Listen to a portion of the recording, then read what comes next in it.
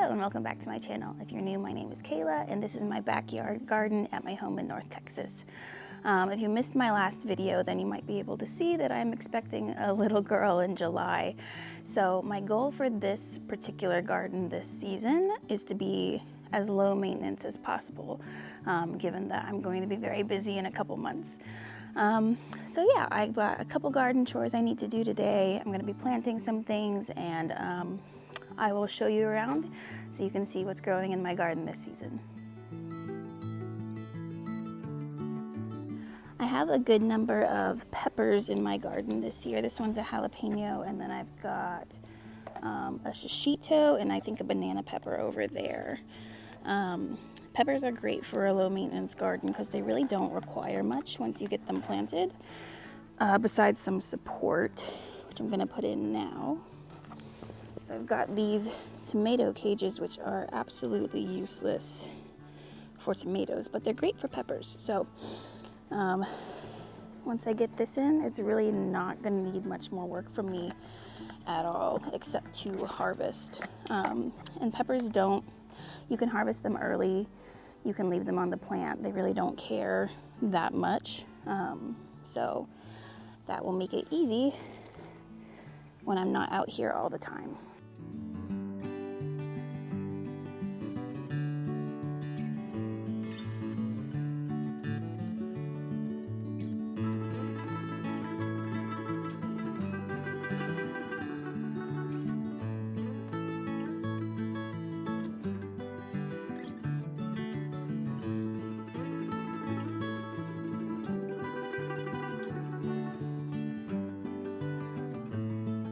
The other main vegetable that I'm growing this season is tomatoes. Now, tomatoes are not a low maintenance vegetable, but I think that they're worth growing. So there are ways that you can make them lower maintenance, which is what I'm doing this season. So I've got 2 tomatoes here and 4 tomatoes here, or over there.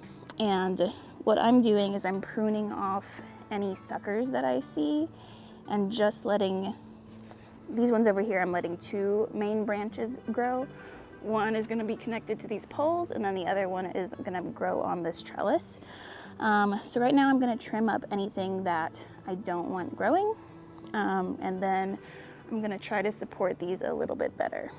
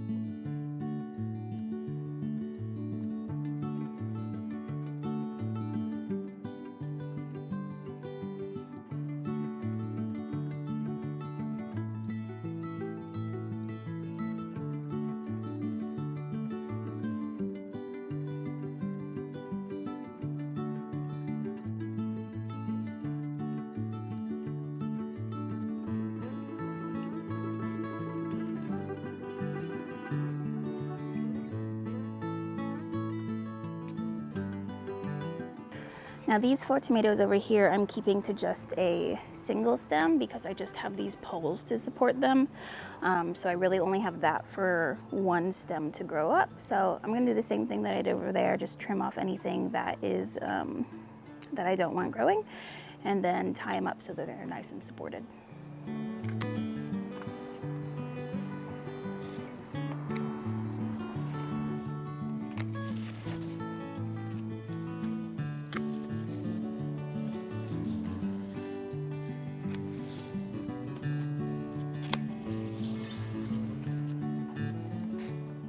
Now, ideally, you would be doing this when the suckers are smaller,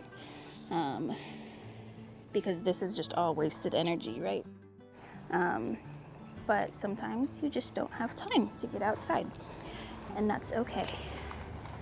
Now, if you aren't concerned about maintenance, like if you have a lot of time to be out in the garden, you can certainly leave all of this growth on and you would likely get a bigger harvest. The issue really comes down to support and being able to keep all of your tomatoes upright. In either case, though, it is a good idea to come through and chop off any leaves that are touching the soil, which will just help prevent disease and help to increase airflow, which will help prevent mildew.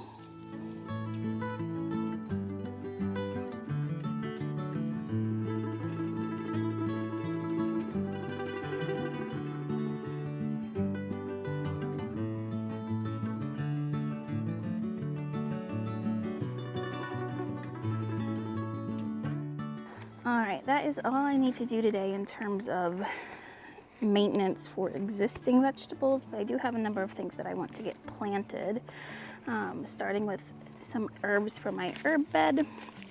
So the first is basil. This is Genovese basil. It's not my favorite. My favorite is Emerald Towers, but you usually can't find that at most garden centers. So this is just a really classic popular basil that I'm gonna put back here.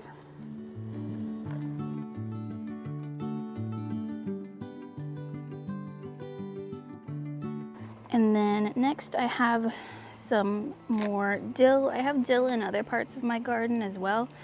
I don't grow this for me. I grow this pretty much exclusively for caterpillars. So I just want to make sure that I have enough planted to support them.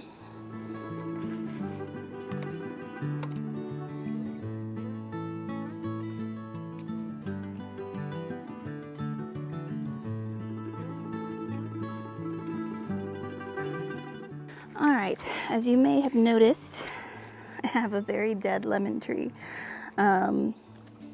Basically, I just didn't bring this into my garage when we had a freeze earlier this year.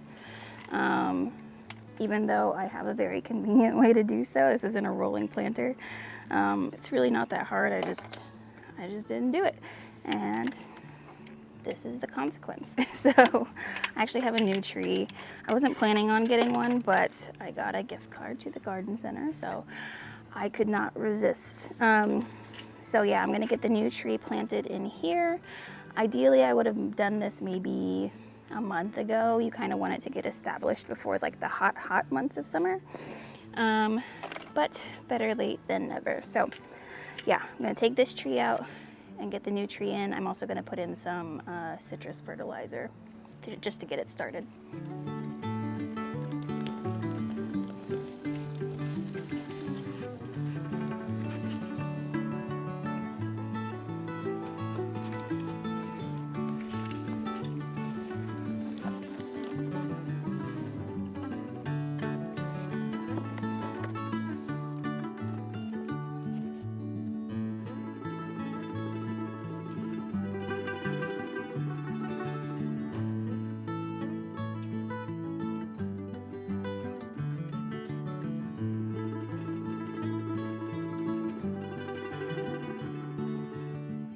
Now in these beds here, I have some cooler season flowers. I have snapdragons over here and then scabiosa and dianthus in this bed. And as much as it pains me to do it, I think I'm gonna rip it all out.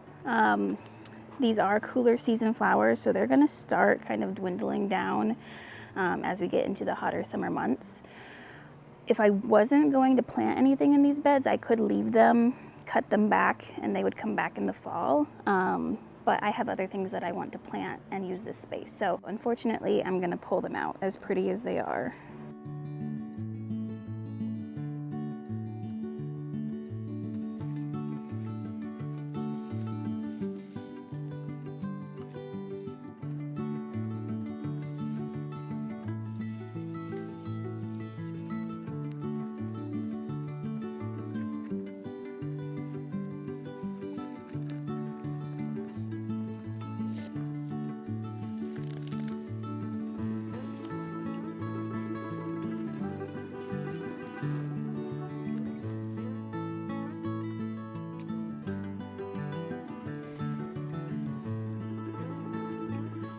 Okay, so what am I planting here instead? On this side, I'm going to do just zinnias.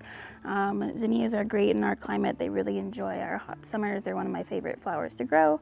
So I'm just gonna mix a whole bunch of zinnia seeds up in here and not be too picky about it, and then water those in. And then over in this bed, I'm gonna be trying some new things. So I'm gonna grow sweet corn, which I haven't grown before, and Malabar spinach. So I'm gonna do a couple rows of corn, and then the Malabar spinach I'm gonna grow along the trellis. Now, Malabar spinach isn't actually related to spinach at all. It's essentially a vining leafy green that you can eat. So it's supposed to taste like spinach. I don't know if that's actually true. Some people say they don't like it. It is similar to okra in that it can be like slimy.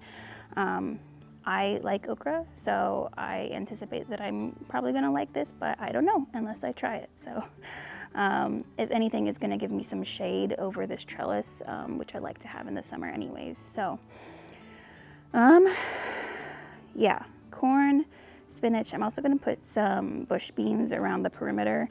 It is a little late for bush beans. Usually you wanna plant those like earlier spring, but I don't care. The worst thing that can happen is they don't grow. So yeah, corn, spinach, beans, zinnias, and then I think that's it for today. If I do, oh no, sunflowers, and sunflowers along the back of the garlic bed. And that'll be it for today. Yeah, I'm getting tired. But that's about it.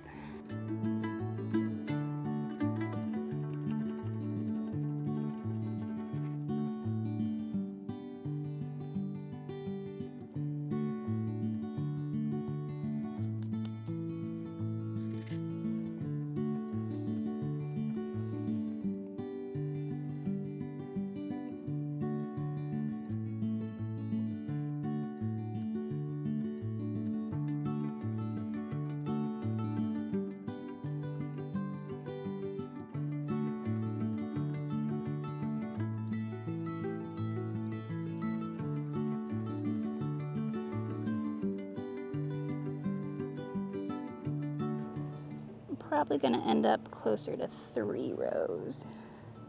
The important thing is that you plant them in a block. Corn is wind pollinated, so rather than like relying on insects to do your pollination, they need to be placed close enough together that when the wind blows and there's disturbance and everything like that, they'll get pollinated that way.